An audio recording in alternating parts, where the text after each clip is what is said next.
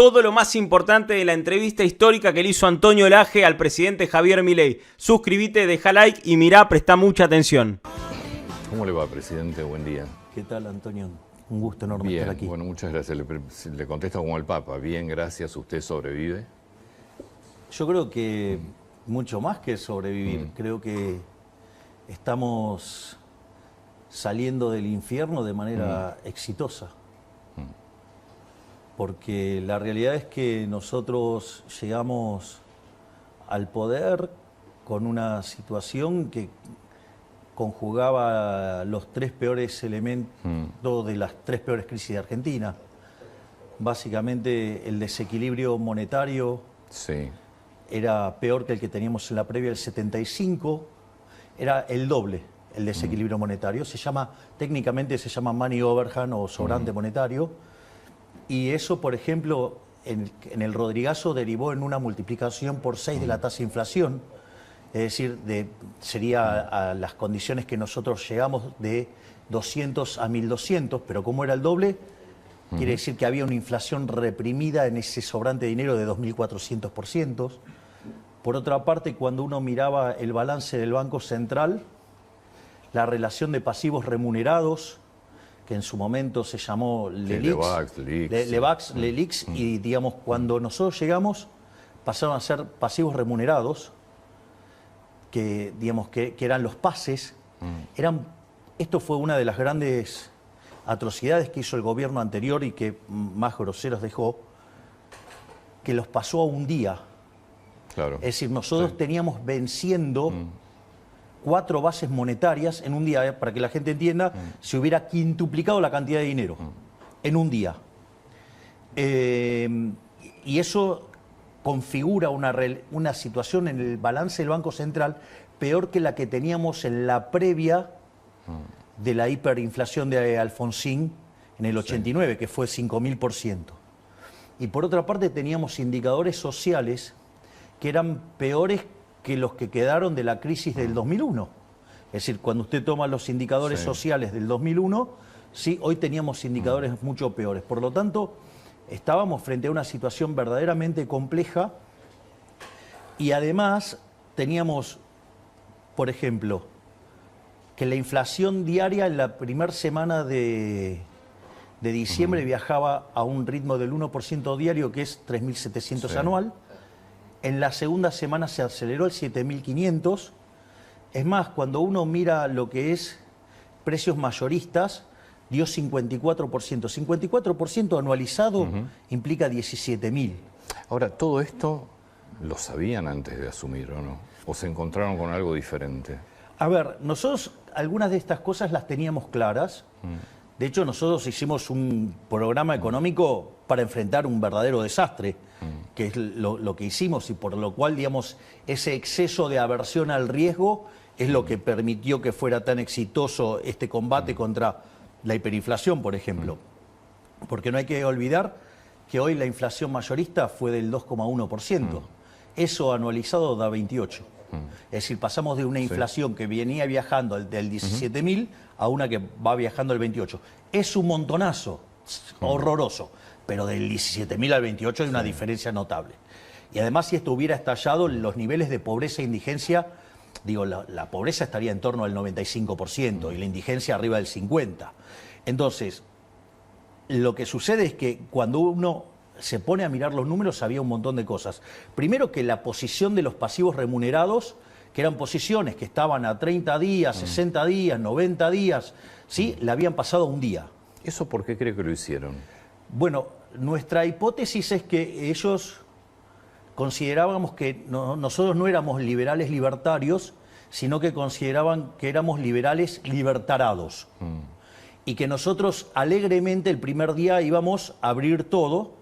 Hubiera sido un caos eso. Claro, y eso hubiera derivado en una hiperinflación, en una crisis social sin precedentes, y ahí ellos hubieran hecho 2 por 1, por decirlo de alguna manera, porque hubieran sacado todas las huestes típicas del peronismo a hacer desmanes sociales, ataque a supermercados y demás durante las fiestas, esto ya pasó en el 2001, Sí. 2002, ¿no? Digamos que con Duhalde y Alfonsín, digamos desde la provincia de Buenos Aires, coordinaron el golpe de Estado a De la Rúa, ¿sí?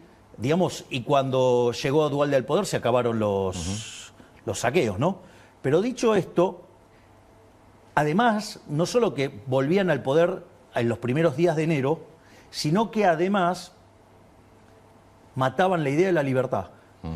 ¿Y por qué para ellos es importante matar la idea de la libertad? Porque es las ideas que van contra los curros de la política. Porque si yo hago la configuración de los problemas que tenía de stocks, Sí. porque nosotros siempre decimos que no abrimos el cepo por el tema de los stocks. Entonces, teníamos el problema del sobrante monetario, teníamos el problema de los pasivos remunerados del Banco Central, teníamos vencimientos de deuda en pesos por el equivalente a 90.000 millones de dólares. Teníamos vencimientos de deuda externa por 25.000 millones de dólares, donde gran parte de eso era con el Fondo Monetario Internacional y el acuerdo estaba caído. Es decir, donde Massa había incumplido sistemáticamente, y en ese contexto, que esas revisiones o rearmados pueden tardar entre 3 y 6 meses, nosotros volvimos a estabilizar el acuerdo en un fin de semana. No solo eso, sino que además estaba la deuda de la CIRA y de los dividendos Eso atrapados, para los importadores. claro, que por el equivalente de 50.000 millones de dólares. Entonces, todo ese desequilibrio de stocks, si nosotros abríamos el cepo el primer día, se iba a producir una fuerte caída de la demanda de dinero y una corrida desde el peso hacia el dólar, y eso claramente hubiera generado una hiperinflación. Entonces, nosotros básicamente lo que empezamos a hacer es, dijimos, ok, acá hay que matar la inflación. Ahora, nosotros en nuestra hipótesis, la inflación es siempre y en todo lugar un fenómeno monetario. Digo, para aquellos que estén interesados en la discusión técnica, hoy yo cierro las jornadas del Banco Central y voy a estar discutiendo estos temas desde el punto de vista profesional y técnico, digamos a fondo. Sí. Entonces, ¿qué era? Había que cortar con la emisión monetaria. La emisión monetaria, usted tenía lo que se llama la emisión por sector fiscal, la emisión por sector financiero y la emisión por sector externo. La emisión por el sector fiscal, Argentina tenía un déficit fiscal de 5 puntos del PBI. Sí. ¿Nosotros qué hicimos? Hicimos el programa de déficit cero. Esto es muy interesante, porque fíjese, en 123 años, o sea, desde el inicio del siglo XX hasta hoy, Argentina tuvo déficit fiscal durante 113. Y en los 10 que no tuvo déficit fiscal fue porque estaba en default, con lo cual era mentira. Es decir, a nosotros nos decían que alcanzar el déficit cero era imposible, que no se podía ajustar más que un punto del PBI por año con suerte. Cuando nosotros dijimos que íbamos a conseguir el déficit cero en el primer año de gestión, nos dijeron que era imposible, que era una locura, que estábamos delirando, se nos reían de la idea de la motosierra. Ahora, es muy interesante esto. ¿Por qué? Porque lo logramos en un mes. Y esto es muy interesante porque además lo hicimos con mucha conciencia social. Porque el ajuste sobre, por ejemplo, obra pública, que la eliminamos de cuajo, las transferencias discrecionales de provincias, que la eliminamos de cuajo, que pasamos de 18 ministerios a 8, digamos, con reducción de personal, con reducción de, por ejemplo, de los curros de los gerentes de la pobreza. Bueno, toda esa situación, nosotros sobrereaccionamos el ajuste y le dimos contención social. Es decir, hicimos una, por ejemplo, porque le paso números. Por ejemplo, nosotros, el plan 1000 días, algo fundamental para lo que es la conformación del cerebro de los chicos, 500% subió. El tema de los chicos que van a los colegios, ¿sí? Y entonces vio que es una situación muy complicada cuando los padres tienen que sacar a sus hijos del colegio, no solo por lo que le duele a los padres, sino por lo que implica para la reinserción de los chicos que tienen que cambiar de compañeros. Esto es una situación muy complicada. Dimos vouchers educativos por el 75% de la matrícula. Además, hicimos un plan para útiles que le llegó a 7 millones de chicos, que se multiplicó, subió un 800%. Es más, si usted toma la tarjeta alimentar y la UH, hoy cubre la canasta básica, cuando el gobierno anterior tan social, digamos, cubría la mitad. Ahora, ¿saben lo que pasa en la calle? Claramente. Yo ando por la calle. ando mucho más de lo que la gente se imagina. ¿Y cree que la gente va a tener paciencia mucho más tiempo? Porque el dinero no alcanza, está claro. A ver, lo que hay que comprender es que el populismo no es gratis. Sí. El populismo no es gratis. Vamos por parte. Porque yo la pregunta que puedo hacer es, bueno, ¿qué me propone que haga alternativamente? Yo estoy proponiendo esto. ¿Usted qué me propone alternativamente? ¿Seguir con lo que hacía Massa? Massa y el kirchnerismo, ¿sabe cuánto financió de déficit en el último año con emisión monetaria? 13% del PBI. 13% del PBI. Es un escándalo. Entonces, la contracara era ir a la hiper, la contracara era ir a 95% de pobres, la contracara era 60% indigentes. Usted me dice el número de pobres indigentes, Sí. es horroroso. Terrible. Es terrible. Ahora, fíjese, porque publican el dato del primer semestre. Sí. Y dicen, no, saltó de 41 a 52. No. Digamos, si lo descompongo por trimestre, tengo 56 y 51. ¿Sí? Con lo cual saltó en el primer trimestre y después bajó en el segundo trimestre. Ahora, si lo tomo, digamos, con una frecuencia más corta, están los números de Martín González Rosada, digamos, el Ditela.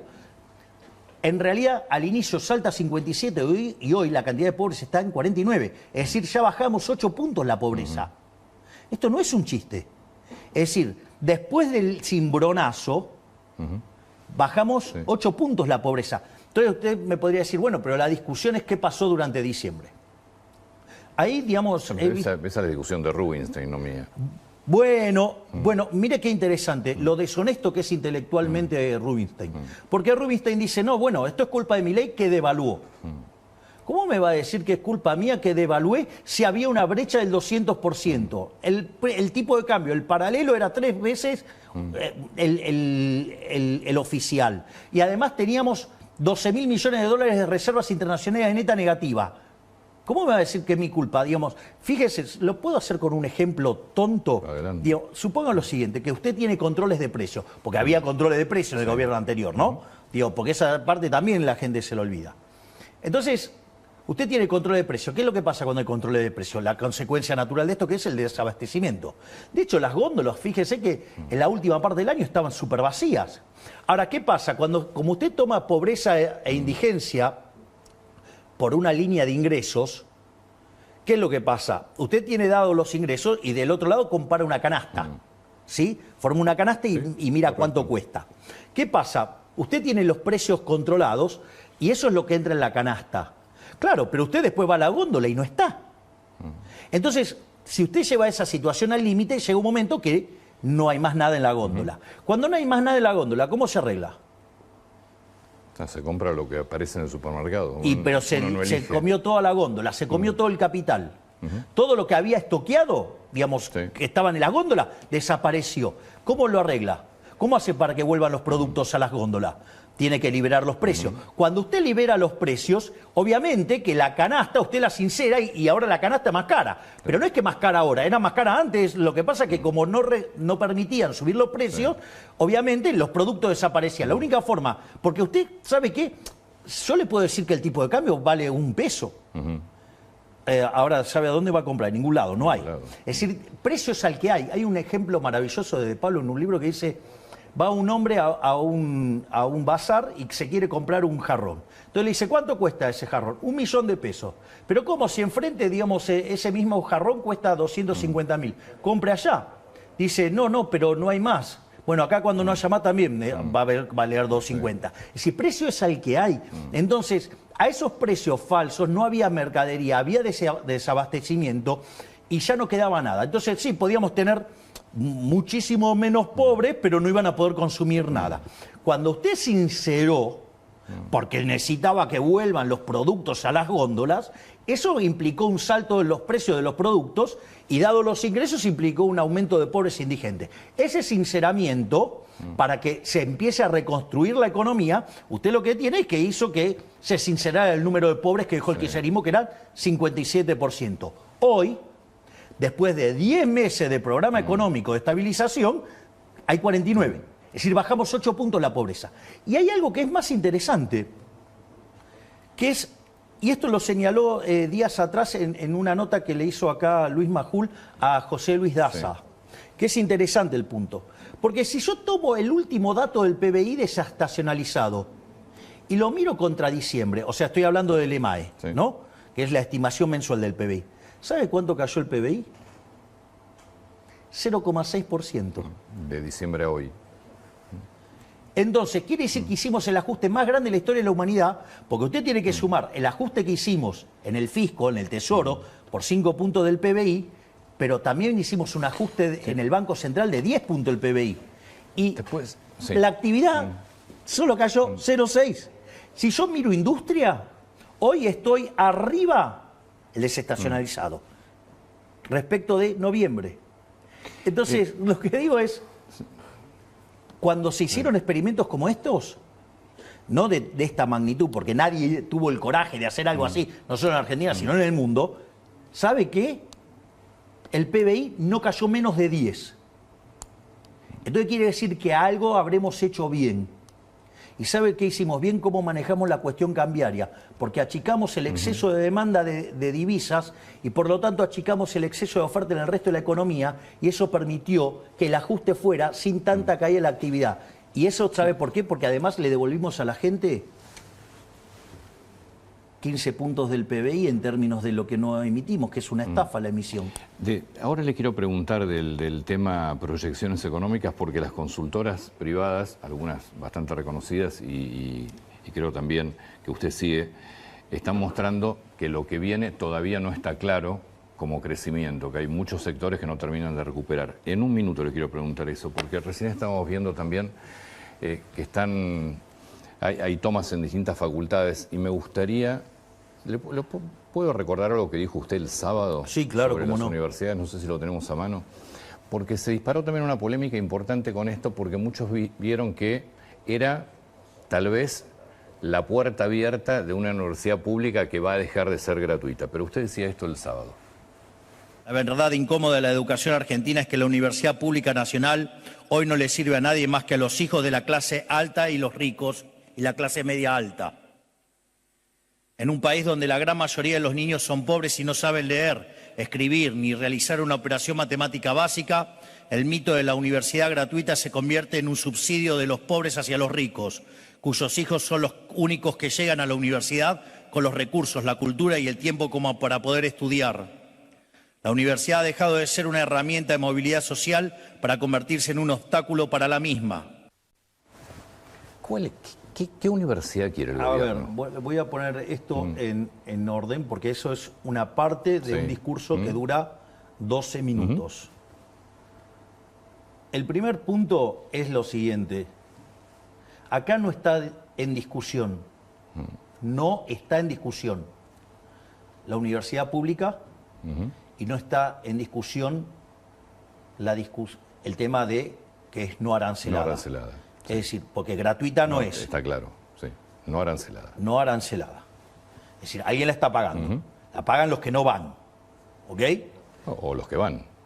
La pagan mayormente. Usted tiene que mirar el neto. El que va es un beneficiario neto. Ah, correcto, sí. Está el bien. que no va es un pagador neto. ¿Ok? Entonces no es que es gratis. Gratis no es. Es no arancelada. Y no está en discusión ni la universidad pública y tampoco está en discusión que sea no arancelada. Eso, no hay ninguna idea de cambiar eso. Está fuera de discusión. Mire, yo le voy a contar algo. Yo esto en campaña lo mencioné, pero a veces no se entiende o parece abstracto. Hay un libro maravilloso que yo cité mucho durante la campaña que se llama Los Fundamentos de la Libertad de Hayek. Son 3 libros. El libro antes se escribía en otro formato. Sí. La riqueza de las naciones son 5 libros, o sea, bueno, se escribía en otro formato. Son 3 libros. Cuando usted lee el libro 1 y el libro 2, lee Hayek y dice, pero ¿cómo Hayek era narcocapitalista? No, Hayek no era narcocapitalista. Hayek era un liberal clásico. Porque ¿qué es lo interesante del tomo 3? Lo del tomo 3 lo que dice es, bueno, pero la gente quiere Estado. ¿El Estado qué es? El Estado es un seguro. Entonces usted, digamos, quiere un seguro. Esto vendría a ser un seguro de educación. Sí. Ok, entonces el Estado lo provee. Y digamos, eso es, digamos, la sociedad decidió tener ese seguro, lo tiene. Y si después lo quiere, después el Estado ofrece distintas formas de financiarlo, bueno, digamos, usted puede discutir la forma en que se financia, digo, pero de vuelta, acá no está en discusión ni la universidad pública, ni tampoco está en discusión que es no arancelada. O sea, Bien. va a seguir siendo universidad pública no arancelada. Eso no se toca. Bien. Lo que sí está en discusión es, yo le hago una pregunta, todos estos que defienden y que están haciendo todo este revuelo, ¿acaso están a favor de que se utilicen las universidades políticamente para robar en beneficio de determinados delincuentes de la política? Porque el punto es, ¿ustedes están a favor del robo? Es decir, yo lo único que estoy diciendo es, como esto está siendo pagado Por todos. por todos los argentinos, desde mi punto de vista, creo que corresponde que esos fondos tengan que ser auditados. ¿Sí? Porque los impuestos no se pagan voluntariamente, se pagan a punta de pistola. No hay duda que tiene que ser auditado. Bueno, entonces tienen que ser auditados. La pregunta es, entonces, ¿por qué no quieren ser auditados? Si no está en discusión la universidad pública, si no está en discusión que es no arancelada, ¿por qué entonces tantos problemas? ¿Porque las queremos auditar? ¿Sabe quién no quiere ser auditado? Principio de revelación se llama, el que está sucio. Es decir, y todo este revuelo es tomar una causa noble, como es la causa de la universidad pública no arancelada, y agarrar y ocultar los curros de los delincuentes. Esto es lo mismo que pasa Eso está claro. Pero Antonio, esto es lo mismo que pasó con el tema de los gerentes de la pobreza. ¿Qué fue lo que encontró la ministra Petovelo? Que se utilizaban los planes sociales para hacer política. Básicamente, todo el mundo creía que por el hecho de haber dado una tarjeta, eso evitaba que los gerentes de la pobreza manipularan a la gente. Y en realidad, ¿qué era lo que pasaba? Usted, para poder cobrar, ¿sí?, necesitaba que una suerte de veedores, ¿sí?, le validara que usted había hecho tareas. Las tareas, ¿saben cuál era? Era ir a las marchas. Sí. Y además, usted tenía que dejar la mitad. Entonces, fíjese qué interesante, porque nosotros cuando arrancamos con este tipo de operaciones, lo primero que hicimos fue que quitar la obligación de registrarse, de dar la prestación.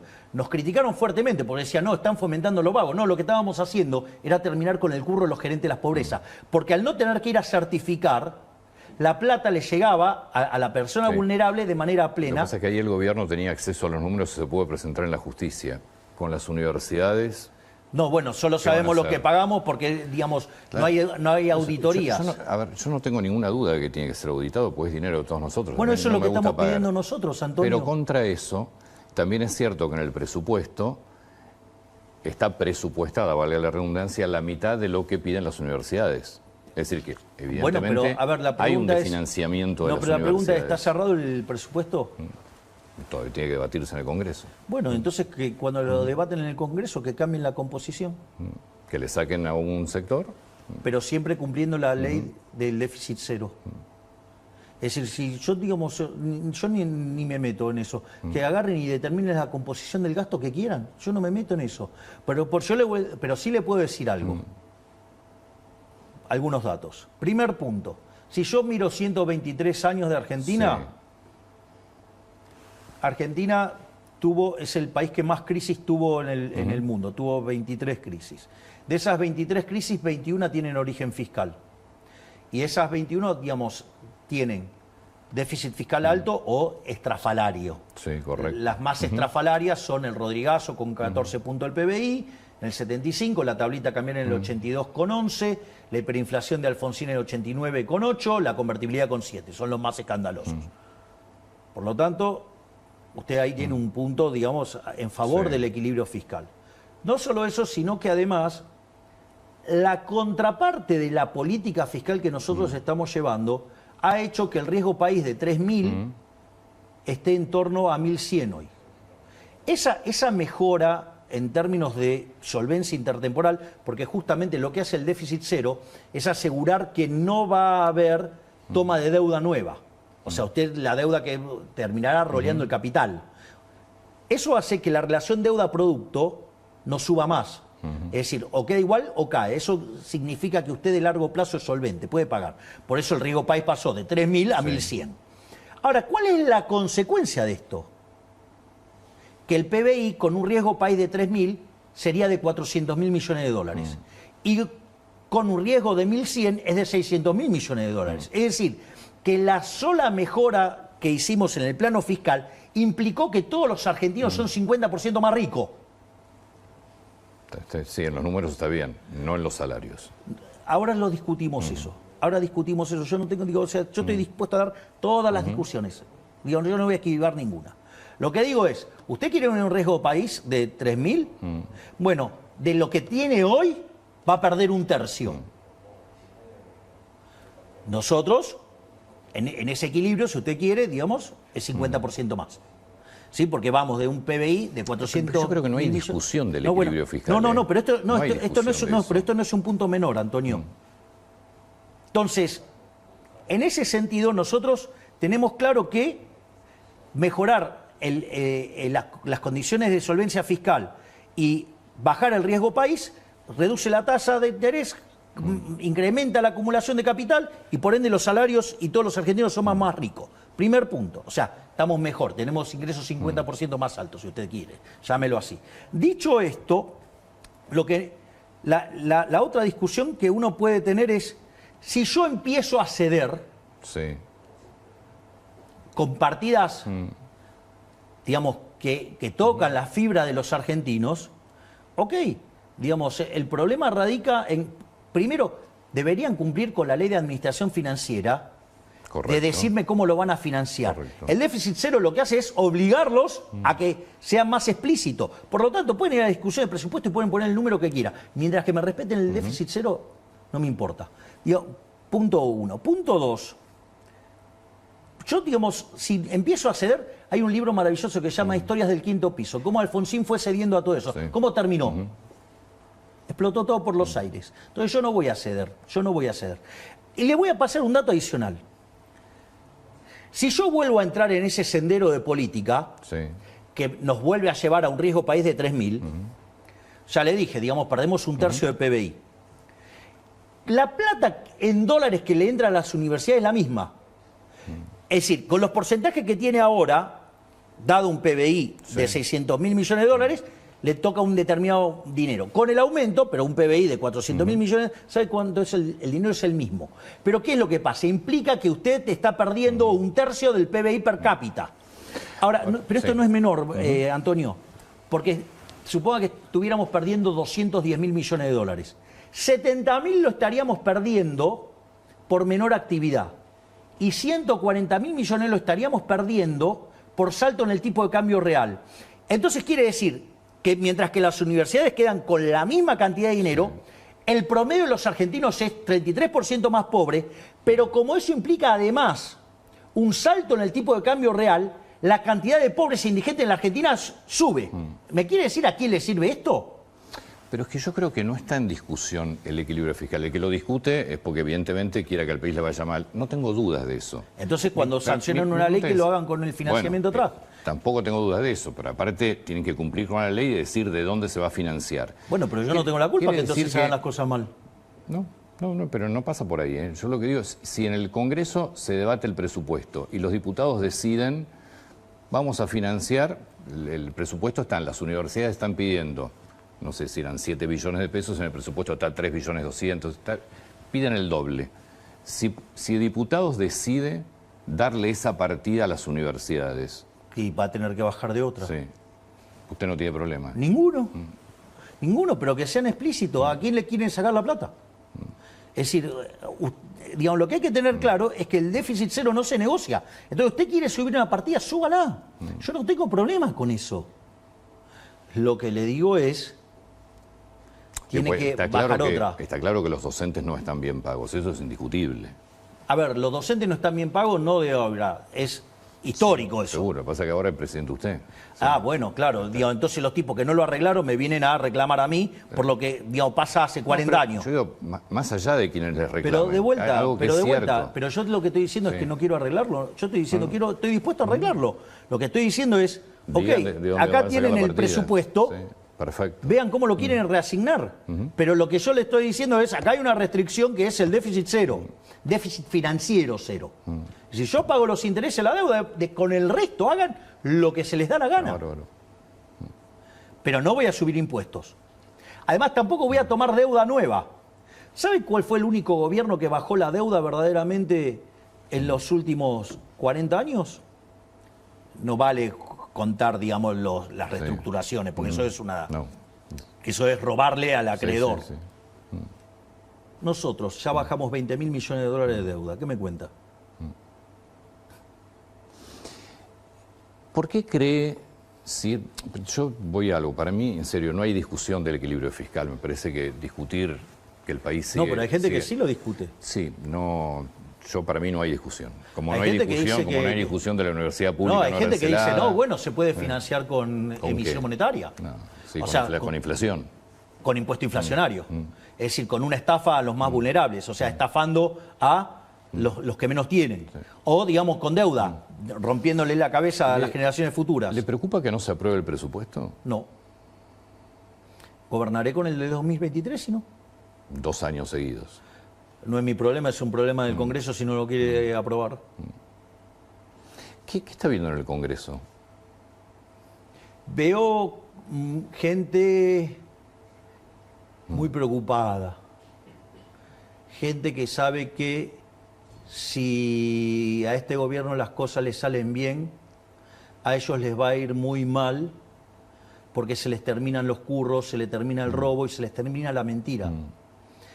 Es decir, el consenso alfonsinista, la corrección política, esta idea socialdemócrata de entender la vida, fracasó.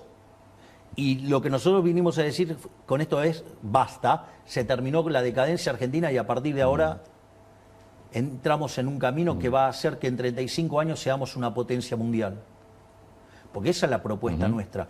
Fíjese esto, nosotros enviamos la ley bases, la cual fue aprobada. Sí. Menem hizo la reforma estructural más grande de la historia argentina.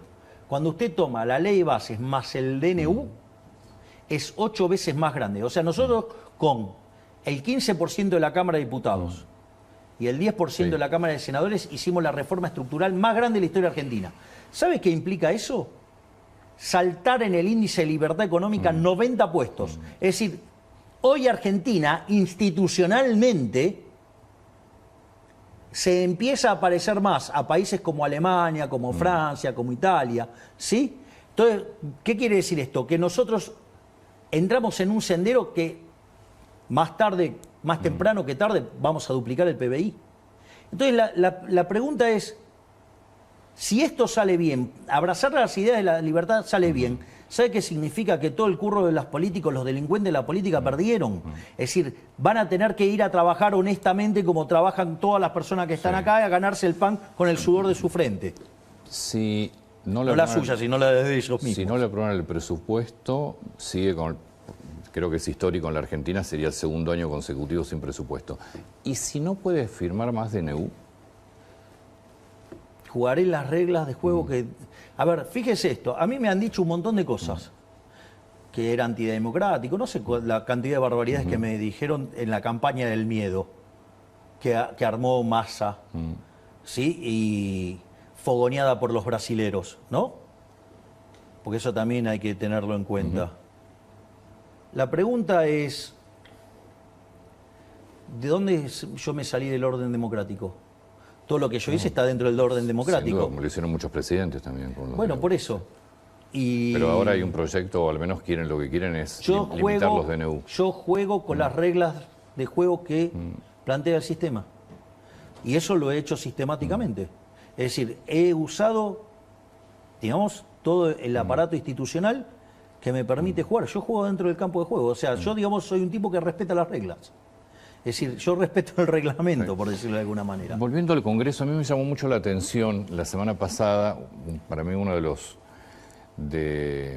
discursos más fuertes, yo lo critiqué mucho, pero me gustaría conocer su opinión. Pichetto la semana pasada. ¿Qué son, presidente? ¿Cuál es el programa que tienen?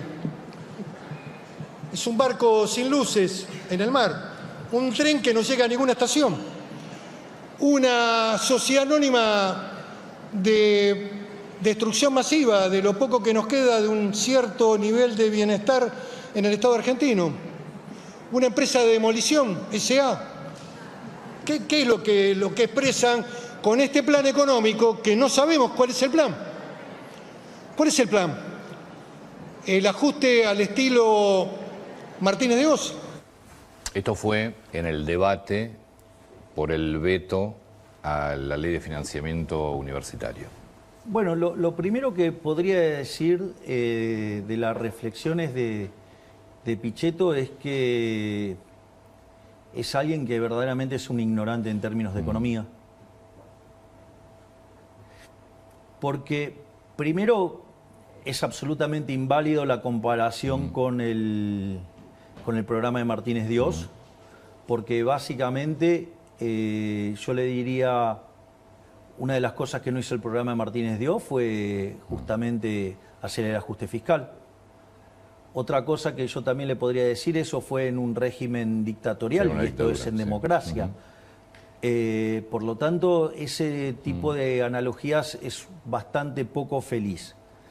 Pero más allá de eso, usted, ¿cómo es un programa de estabilización? Un programa de estabilización en un país normal, razonable, tiene tres patas. Tiene un programa fiscal, un programa monetario y un programa cambiario. Si usted se fija, nuestro programa fiscal es déficit cero. Nuestro programa monetario fue pasando por distintas, digamos, una vez que terminamos de limpiar los pasivos remunerados, pasamos a exceso de oferta cero, es decir, aceptábamos solamente comprar dólares, y después pasamos directamente a emisión cero. Por lo tanto, sí hay un programa monetario, y por otra parte también hay un programa cambiario, digamos, hubo un sinceramiento del tipo de cambio, y hay una política, digamos, donde nosotros seguimos teniendo cepo, que cada vez tiene menos restricciones. Yo les recuerdo que cuando nosotros llegamos se pagaba el 15% de las importaciones, hoy se paga más del 90%. O sea, digamos, nosotros quitamos regulaciones todos los días, lo que pasa es que mucha gente no lo ve, pero y estamos arreglando el problema en los stocks, y hoy estamos más cerca de salir del cepo, que es lo que estábamos hace un año. Pero dicho esto, entonces, claramente usted tiene los tres pilares de un programa económico. Lo que sucede es que, digamos, primero el señor Pichetto no es economista, no entiende de esto, habla de algo que no sabe, con lo cual es bastante, para hacer una crítica tan airada, es bastante irresponsable. Pero no solo eso, sino que además hay otro problema más. No entienden que yo soy liberal. ¿Por qué? Porque están acostumbrados a los viejos planes heterodoxos, que había política de ingresos, que había, digamos, se fijaban precios, se fijaban salarios, se fijaban precios de bienes fundamentales, por decirlo de alguna manera, y tarifas. Era todo un conjunto de regulaciones de precios. Bueno, yo soy liberal, yo creo en los precios libres, no creo en ese tipo de controles. Y además, otras cosas también tenían mucho de políticas sectoriales. Yo no creo en eso, yo soy liberal, yo creo, esto además está probado, se llama don't pick the winners, no elegir los ganadores. Es decir, porque eso además genera muchísima corrupción, porque imagínese que usted le está dando, digamos, ventajas a un determinado negocio. Entonces, deberían poder abrir un poquito más esas cabezas tan cerradas que tienen y ver que es otra naturaleza de programa. Es lo mismo que cuando me dicen, no, bueno, no dio fecha para la apertura del cepo. No doy fecha por la apertura del cepo. ¿Por qué? Porque soy liberal, porque yo, digamos, si fuera un dirigista, yo le puedo dar fecha, hora, todo, pero no soy un dirigista, soy liberal. Entonces, por ejemplo, yo dije que íbamos a arreglar el problema de los pasivos remunerados. Usted, si me preguntaba cuánto tiempo, yo le decía, no lo sé, porque eso de qué va a depender, de que yo genere un equilibrio fiscal lo suficientemente robusto como para poder pasar la deuda del central a quien era el verdadero deudor, que era el Tesoro. Te pido por favor un segundo. Y eso tardamos 6 meses. Pero todas esas operaciones fueron de mercado. Es decir, fíjese que lo interesante que tiene nuestro programa de estabilización y de eliminación de la inflación. Porque nosotros pasamos de una inflación del 17.000 anual al 28 anual, pero no pasamos por una hiperinflación, ¿no? Que eso implica una licuación de los activos de la economía que hace muy fácil estabilizar, porque es como, digamos, el revólver se queda sin balas. No solo eso, sino que además no aplicamos un plan Bonex, no controlamos precios, no controlamos el tipo de cambio, o sea, no tenemos un tipo de cambio fijo, ¿sí? Y además lo estamos haciendo con recomposición de tarifas, porque hoy las tarifas cubren el 80% del costo. Es decir, y nosotros estamos haciendo todo eso. Y suponga que... El tipo de cambio lo controlan, el 2%. Bueno, está bien, digamos, tiene una pauta de evaluación.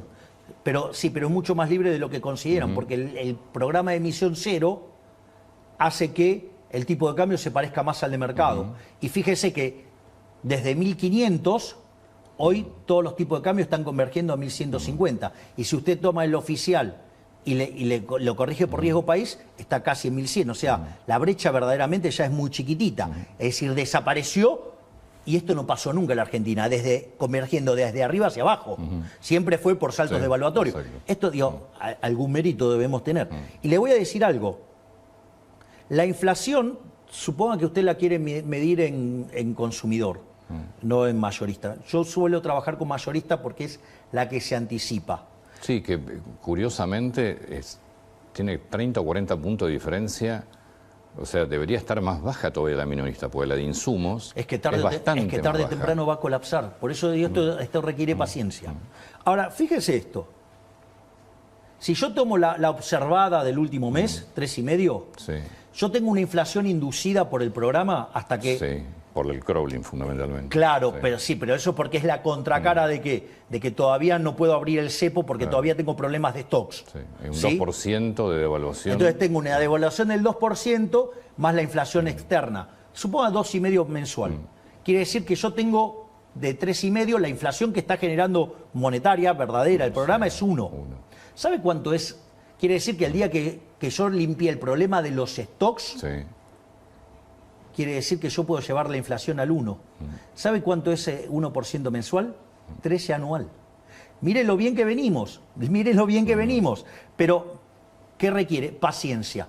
Porque la contracara de que la inflación tienda a cero es que va desapareciendo lo que se llama el sobrante monetario. ¿Se acuerda que yo empecé hablando de la situación previa al Rodrigazo? Cuando usted tiene controlado el tipo de cambio y emite dinero, ¿qué es lo que pasa? La contracara es que pierde reservas. Cuando usted pierde muchas reservas, en general o se devalúa o se ponen controles. Quedó todo el gobierno anterior siempre controles, que casi que le fue imposible comprar un dólar. Bueno, el cepo. Eso es lo que hace que usted demande más pesos que los que quiere tener. Porque los está demandando compulsivamente, aumenta la base el impuesto inflacionario y le cobra más impuesto inflacionario. Dicho esto, si usted abre, le pasa lo del Rodrigazo, multiplicar por 6 o por 12, dado los números que nosotros teníamos. Dicho en la tasa de inflación, ¿no? Entonces nos hubiéramos ido a 2.400% de inflación solo por el tema monetario. Imagínese si se hubiera multiplicado por 5 la base monetaria, imagínese la ejecución de los puts, imagínese los 90.000 millones de dólares en deuda en peso que teníamos. Entonces, cuando usted toma esa situación, usted, el money overhang se resuelve o porque sube la demanda de dinero o porque se achica la oferta de dinero, pasan las dos cosas y suben los precios. Entonces usted lo que tiene es que con la inflación que corrió y con el freno en la emisión y la recomposición de la demanda de dinero, hoy la inflación es 1%. Cuando esa inflación desaparezca, que es la diferencia entre la observada y la inducida, quiere decir que ese día el money overhang desapareció. ¿Qué quiere decir esto? Que no sobran más pesos. Si no sobran más pesos, ¿sabe cuántos dólares necesito para abrir el mercado? 0. Gracias. Gracias, entendió todo. Y le cambio medianamente de tema. ¿Mira encuestas? Sí. ¿Y le preocupa? No. Eso también, digo, ahí hay otra parte del discurso de Pichetto que a mí me parece sumamente interesante. Porque, Cuando dice que usted cree que ganó, pero en realidad perdió. claro, exacto. Dice, sostiene el veto, como sostiene el veto, cree que ganó, pero en realidad perdió. Bueno, eso muestra lo anacrónico y lo analógico que es el círculo rojo y en especial Pichetto, que es parte de ese círculo rojo. Porque varias cosas. Nosotros nunca discutimos que la universidad sea pública y no arancelada. Nosotros lo que queremos discutir es que sean auditadas. Sí. No por nada las universidades como institución perdió 20 puntos de imagen. Con lo cual, digamos, o sea, y si la gente empieza a mirar con la lupa lo que están haciendo la gente en las universidades, van a seguir cayendo en imagen, ¿no? Y además la caída, digamos, en las manifestaciones fue notable. Es decir, la segunda fue un cuarto de la primera. Y además con el aparato peronista, digamos, había muy poquitos entonces estudiantes. hay un tema de comunicación del gobierno. Ahora están todas las universidades tomadas prácticamente. Bueno, que la gente vea lo que están haciendo. Claro, pero... digo, Vamos a ver cómo le va. Si ustedes... Pero si el problema no es la universidad pública y no es la cuestión de que no son aranceladas. Y eso no va a cambiar. Solo los queremos auditar. Entonces, si usted no quiere ser auditado es porque es un chorro. Más claro, le voy a echar agua. El que no quiere ser auditado es porque es un chorro. Acá la discusión es si quieren ser o no auditados. No quieren ser auditados. Bueno, ¿por qué no quieren ser auditados? Porque la política utiliza las universidades para financiarse. Eso es lo grave. Que usen las universidades una causa noble para financiar la mugre inmunda de la política. Eso es lo grave. ¿Y por qué cree que los alumnos o un sector de los alumnos están tomando, que no saben esto? Porque están aparte son militantes políticos. Y además, digamos, habría que ver, digamos, las cosas que hacen los profesores en las aulas, que es un tema que también es complicado. Pero no es parte de esta discusión. Lo que quiero es otra cosa, porque ese punto que señala Pichetto muestra lo analógico, ¿sí? Digo, lo que es lo más inmundo de la vieja política. ¿Sabe qué? ¿Para qué está la imagen? No para sé, comérsela. Usted acaba de nombrar la imagen de la universidad como dato que cayó. Sí, fuerte. Pero fíjese esto, y con las cosas que están haciendo se le va a caer mucho más. Pero les preocupa entonces, ustedes ven las mediciones de Nosotros imagen. miramos las encuestas, pero ahora también si quieren hay una discusión de cómo se miran las encuestas, que esto también es interesante. Me interesa lo de la imagen además. Porque Bien, creo que... fíjese esto, porque esto es muy importante. Cuando usted tiene la imagen y va a gobernar, usted toma decisiones, las decisiones son en conflicto. La toma de decisiones es en conflicto, porque acá hay intereses en el medio. Entonces usted, digamos, ir hacia un sistema libre, a todos los chorros los pone en jaque. Con lo cual todos los chorros van a tratar de hacer lo imposible para hacer fracasar el programa. Ok, dicho esto, entonces obvio que usted en el medio de esas internas va a perder imagen, eso es natural. Y la imagen está para eso. O sea, ¿qué es lo que le quiero decir? Mire, yo vine a ser el mejor gobierno en la historia. Yo vine a poner de pie a la Argentina, a terminar con la decadencia y que entre en un sendero que en 35 años se convierta en una potencia mundial. Ese es el marco. Entonces yo tomo decisiones en función de eso, no de qué me pasa con la imagen. A mí no me importa lo que pasa con la imagen. A mí lo que me importa es poner a la Argentina de pie. O sea, ¿qué es cómo piensa Pichetto y cómo piensa el Círculo Rojo y cómo piensa la vieja política? Mirar la imagen, a ver qué opina, qué dice esto, qué dice el otro. Cuando usted cae en eso, usted se va a encontrar que entonces empieza a ceder a todas las demandas. Porque no quiere perder imagen. Y usted termina después haciendo un desastre fiscal y ese desastre fiscal termina en una hiperinflación. Termina en la decadencia que tiene Argentina. Porque ese es y termina con una imagen destruida también. De hecho, hay que mirar las imágenes de muchos de los políticos que han pasado. Bueno, por entonces, Argentina. si yo si todos los políticos terminan con imagen destruida, prefiero terminar con una imagen destruida, pero con la economía en un sendero de crecimiento para que Argentina en 35 o 40 años se convierta en una potencia mundial y no que siga en esta decadencia inmunda. Entonces, Fíjese, lo que usted me dijo es brillante, porque dice, no paga hacer populismo. Hacer populismo no paga, porque además de ser el país más rico del mundo en 1895, hoy estamos en la mitad de la tabla. Entonces, lo que quiero decir es lo siguiente, yo no tomo decisiones mirando la imagen, yo no tomo decisiones de esa manera. A mí, ¿sabe qué? Fíjese, la diferencia entre otro político y lo que nosotros proponemos. Yo esto lo dije en un reportaje que me hizo Alejandro Fantino en la previa. Dije, mientras que los otros políticos le piden el voto para que le den el poder y que ellos decidan sobre su vida, yo pido el voto para devolverle el poder a la gente y que la gente sea el propio arquitecto de su futuro. Con lo que implica percibir los beneficios pero pagar los costos, ¿no? Digo, ese conceptualmente. Segundo punto, fíjese esto. Yo siempre que digo que esto es un trabajo para mí. De hecho, ¿por qué renuncio a la jubilación de privilegio? Porque lo miro como un trabajo. Si yo lo miro como un trabajo, a mí, ¿sabe qué? Me dieron un job description. Mi job description, ¿qué dice? Usted tiene que bajar la inflación y usted tiene que terminar con la inseguridad. Tiene 4 años más 4. Digamos, el job description es por estos 4 años. Si yo le digo, mire, la inflación está bajando, es innegable que está bajando. Evitamos un desastre hiperinflacionario y la inflación está bajando. Con lo cual esa parte del job description la estoy cumpliendo. No solo eso, sino que además la inseguridad. Fíjese qué maravilloso, digamos, lo que está haciendo la ministra Bullrich. Llámese el plan Bandera en Rosario.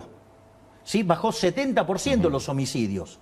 ¿Sí? Si usted toma el total del país, bajaron más de 11%. Si usted, lo que tiene que ver con el protocolo antipiquete, el protocolo antibloqueos para que no bloqueen a las empresas, ¿sí? Lo que tiene que ver con tribunas,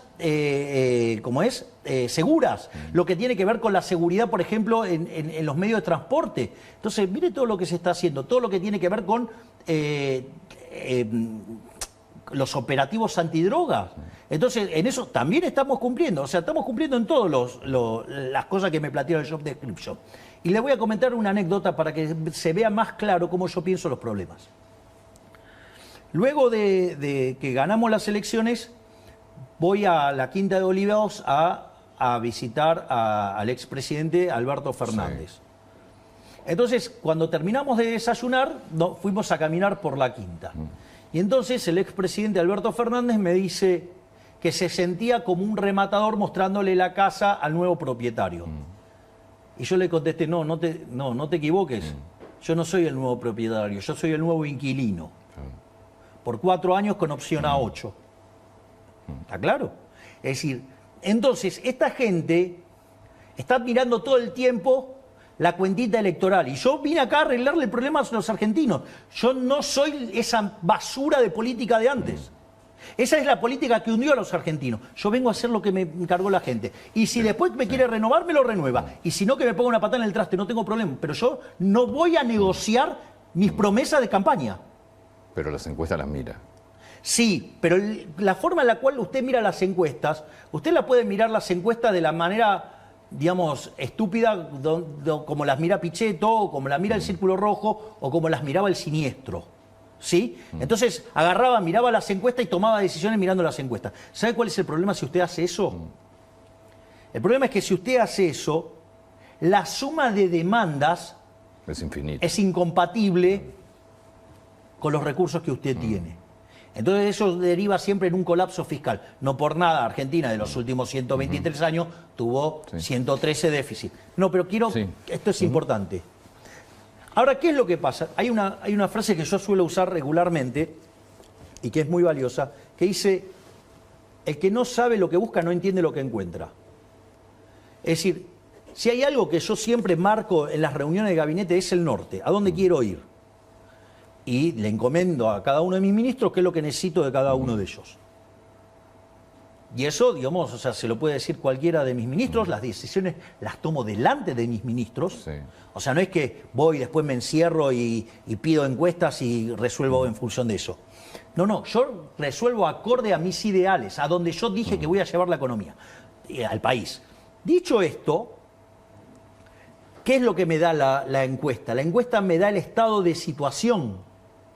Me sirve para saber la radiografía de qué es lo que siente la sociedad. A partir de ahí, nosotros fijamos un norte y diseñamos las políticas que nos lleven a ese norte. Es muy distinto la forma de hacer política, porque la otra es la del populista. Esto es darle una visión de estadista. Es decir, lo que yo diría de la posición de Pichetto, digo, pobre Pichetto, digamos, está cargando él con toda la basura que es toda la política tradicional. Yo pensé que Pichetto era más aliado del gobierno. No, él es aliado del Partido del Estado.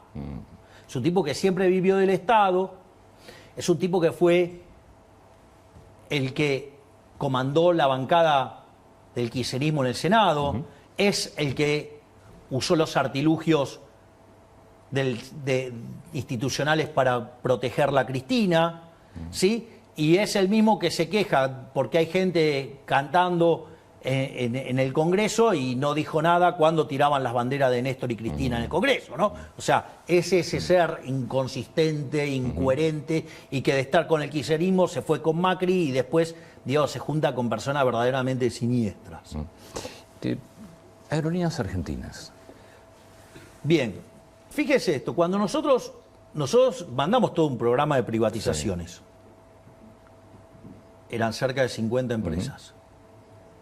El Congreso, digo, en este juego republicano, digamos, nos limitó a 11 y algunas no plenamente. Dentro de las que se quitaron estuvo Aerolíneas. Sí. Aerolíneas, nosotros hicimos una reducción de personal de 1.500 personas. No solo eso, sino que además se logró equilibrar las cuentas de Aerolíneas, o sea, se está haciendo un trabajo importante con Aerolíneas, sí. Pero cuando nosotros llegamos, o sea, por ejemplo, el 10% solamente quería que la privaticemos. Sí, igual su propuesta de campaña fue entregársela a los empleados. Sí, pero por eso, deme tiempo, sí, que son varios elementos. Entonces, y digamos, solamente el 10% quería privatizarla. Nosotros igual la mandamos al Congreso, el Congreso no nos dejó. Entonces, empezamos con el programa, el plan de racionalización, no teníamos otra alternativa. Entonces, frente a la salvajada liderada por Viró, en ese contexto, hoy el consenso en la sociedad es 50-50. ¿Qué es lo que hicimos? Frente a la bestialidad, tomamos un proyecto de Juntos por el Cambio, sí. Adherimos a ese mismo proyecto y la estamos proponiendo privatizar. Y si no se puede privatizar, estamos dispuestos a entregárselas a los empleados. ¿Ustedes ya se lo ofrecieron a los empleados? ¿Todavía no? Sí, claro. El problema es que no la quieren. ¿Y si no se puede privatizar, qué van a hacer? Se la vamos a dar a los empleados. Igual tenemos varias propuestas para privatizarla. ¿Ah, sí? Sí, hay varias empresas que ya manifestaron su interés. ¿De entrar como accionistas o directamente quedarse con la empresa? Quedarse con la empresa, sí. Con lo cual se está trabajando en eso. Por lo menos hubo reuniones con 5 líneas aéreas. ¿Y si los números siguen el curso que están teniendo y queda una compañía saneada, ¿para qué venderla? ¿Y para qué tenerla? Yo particularmente creo que tiene que tenerla, pero... ¿Pero por qué? Si Brasil no tiene, el propio Lula privatizó Varig, o el propio Mujica, Pluna en Uruguay. Sí, digamos que Pluna era casi privada. Lo que había hecho el Estado en Uruguay era un aval que terminó cayendo. Yo creo que tiene que ser estatal, pero es mi idea. Yo creo que tiene que tener una línea aérea argentina. Pero el pregunto, si las cuentas están en orden. Nosotros pusimos las cuentas en orden y cuando venga el próximo, ¿qué hacemos? De vuelta volvemos a hacer populismo con las empresas del Estado. Digo, demuéstreme alguna empresa del Estado que funcione mejor que una privada. Porque cuando el Estado se equivoca, le pasa la cuenta al pagador de impuestos. Cuando una empresa privada se equivoca, digamos, se hace cargo el empresario. ¿Y cuándo se va a definir eso? Ahora estamos mandando esta ley. Si no pasa, bueno, se la entregaremos a los empleados. Vuelvo al tema crecimiento económico o marcha de la economía.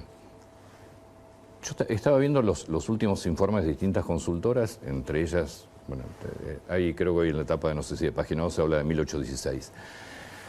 Lo que muestran las consultoras es... Pravda 12. ¿Eh? Pravda 12. Sí, pero la consultora es una consultora de mucho nombre.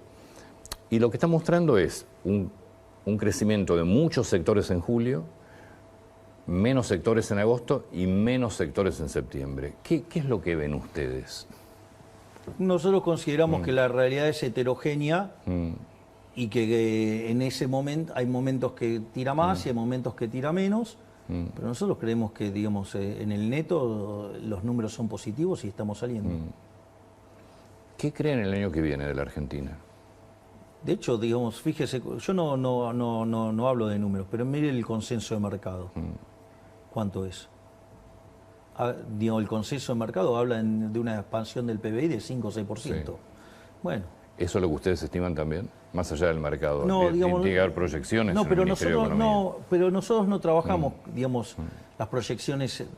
Nosotros las utilizamos para armar escenarios, no para. Entonces, fíjese que una de las cosas que tiene la ley de presupuesto con déficit cero es una construcción que neutralice el efecto de la inflación y del crecimiento, justamente para eso, para que usted tenga el equilibrio fiscal independientemente de eso. Digo, la responsabilidad del crecimiento económico no es mía. De vuelta, no soy fatalmente arrogante. Ustedes tienen que, el gobierno y el Estado tienen que dar las condiciones para que las inversiones privadas hagan crecer la economía. Las condiciones son que yo les ofrezco equilibrio fiscal, no emisión, o sea, una moneda fuerte, y le aseguro, que no va a tener turbulencias cambiarias. Yo me ocupo de eso. El resto, las inversiones las determina el sector privado. Y yo le podría decir que hay muchos elementos para ser optimistas respecto a la evolución futura. El primer punto es el siguiente. Si usted se fija, sistemáticamente los salarios reales vienen subiendo. Es decir, los salarios le vienen ganando hace 5 meses seguidos a la inflación. Punto 1. Las jubilaciones vienen ganando en términos reales, de hecho están más de 5% arriba de lo que estaban en noviembre. Y si usted la toma en dólares, se triplicaron. Con una economía mucho más cara en dólares también, ¿no? Bueno, está bien, pero digamos, usted gana el triple en dólares hoy. Y la jubilación y me cuesta el triple vivir en dólares. En la Argentina no crea porque, los precios no subieron, 200%. Así que, no es cierto eso. La inflación no es del 200%, es del 100%. Dicho esto, por lo tanto usted tiene mejoras en los salarios reales, tiene mejoras en las jubilaciones. De hecho, yo le mencioné el trabajo de González Rosada, que la pobreza pasa del 57 al 49. No solo, esos 8 puntos no es magia, es mejora del salario real. No solo eso, sino que además eso le implica que usted, en algún momento la demanda se le va a recuperar. Punto 1. Punto 2. Usted tuvo un ciclo de stocks. Sí. Es decir, durante la última parte del gobierno anterior se acumularon muchos stocks para protegerse del desastre monetario. Ya se consumió. Se consumió, eso fue lo que agudizó la caída de la primera parte del año y eso se está recomponiendo. Por lo tanto, usted tiene cíclicamente 2 elementos del ciclo que empujan para arriba. Eso por un lado. Después usted tiene cuestiones estructurales que empujan para arriba. El haber hecho el ajuste fiscal, una de las cosas que implica es una fuerte baja de la tasa de interés. Y eso es lo que permite que haya más crédito, más inversión. Que es uno de los sectores que muestra recuperación, el tema de créditos. No solo eso, sino que además, fíjese, porque esto es interesante, eso implica que usted puede acumular más capital, eso es más trabajo, eso son mejores salarios. No solo eso, sino que además hay un tema no trivial. Nosotros cuando asumimos estábamos discutiendo la hiperinflación, hoy estamos discutiendo créditos a 30 años con cláusulas de ajuste. Ahora, fíjese qué interesante, porque todo ese ahorro fiscal de 15 puntos del PBI se volcó ¿a qué? A que hubo un aumento del ahorro y que eso ahora va a financiar el sector privado. Esto es muy importante porque esto es algo que puede generar crecimiento económico, aun cuando usted siga teniendo cepo. Y el otro elemento adicional importante es que nosotros hicimos reformas estructurales, no solo que hicimos la reforma estructural más grande de la historia argentina, 8 veces más grande que la de Menem, sino que además, fíjese lo que es el Ministerio de Sturzenegger. todos los días desregulando algo, todos los días desregulando algo. Entonces nosotros estamos yendo hacia una economía más libre. Mi objetivo es que Argentina sea la economía más libre del mundo y que de esa manera Argentina se convierta en el país más próspero del mundo. O sea, nosotros trabajamos todos los días en ese objetivo. Con lo cual, si usted se fija, las cuestiones cíclicas juegan a favor y las cuestiones estructurales juegan a favor. Digo, lo que pasa es que Roma no se construyó en un día. Claro. Es decir, usted el crecimiento económico no lo construye en un día. Entonces, yo, digamos, lo que digo es que mirar los números con mayor detenimiento. Hay que, digo, si usted viene de una caída, y usted frena la caída, digo, está claro que está mejor, porque frenó la caída. Bueno, si usted toma estos números acá en el piso y compara contra el año anterior, claro que le van a dar negativo. Sí. Eso es una obviedad. ¿Pero a usted le importa la historia o le importa de acá para adelante? A mí hoy para adelante, ya está. Le digo, a todo el mundo le importa para adelante. No Lo sé. que pasó ya pasó, es parte de la historia. Yo creo que hay algunos que están mirando para atrás. Pero Bueno, está bien, no importa, que miren para donde quieran. O sea, yo digo, Sí. le voy a proponer a los argentinos mirar para adelante. Parece bien. ¿Ok? Entonces, entonces tengo que estar mirando los desestacionalizados. Cuando miro los desestacionalizados, tengo números muy positivos. Cuando yo miro el PBI, digamos, de julio, que dio 1,7, ¿sabe cuánto es? Digo, si yo le digo una economía que crece al 5%, es un numerazo, ¿no? Es un número muy bueno. ¿Sabe cuánto es de crecimiento desestacionalizado mensual eso? 0,4. ¿Se da cuenta que 1,7 es un numerazo? ¿Se da cuenta que cuando la industria dio 1,5 es un numerazo? ¿Qué es lo que quiero decir? Son números muy fuertes. Obviamente son tan fuertes que en el mes a mes usted va a reacomodar. Y el otro tema que es muy importante, que andan, digamos, con la estupidez esa del consumo. Porque pareciera que los empresarios son todos tontos que producen para no vender. Digo, sería bastante sospechoso que sean tan tontos. Digo, cuando son así, yo diría, ¿por qué no tratan de ser más respetuosos y tratar de ver qué es lo que están haciendo? Porque una de las cosas que pasa es que cambió la modalidad de venta. Entonces, de repente, los indicadores de consumo que tenemos, primero que nunca predijeron bien el consumo. Primer punto. Segundo punto, son cosas muy puntuales. Ahora, ¿por dónde cree que más compra la gente? Por Mercado Libre. Mire lo que son los números de Mercado Libre. Le propongo que mire lo que es el tuit que hizo Galperín. ¿Por qué no se ponen a mirar los números de Mercado Libre ahora cuando se publiquen los datos que se haga la presentación de balance? Y vamos a ver dónde estamos en consumo. Presidente, muchas gracias por el tiempo. No, por favor, Muy muchas atento, gracias a usted, Antonio. Por favor. Bueno, espero que hayas disfrutado las palabras de nuestro presidente. No te olvides que es muy importante que esto llegue a muchas personas. Compartí, dejá like, subilo a los grupos de Facebook, WhatsApp, donde estés. Es muy importante la difusión. Muchas gracias por ver El Ojo del Poder 2.0. Y bueno, nos vemos en un próximo video o directo aquí en El Ojo del Poder. Chau, chau.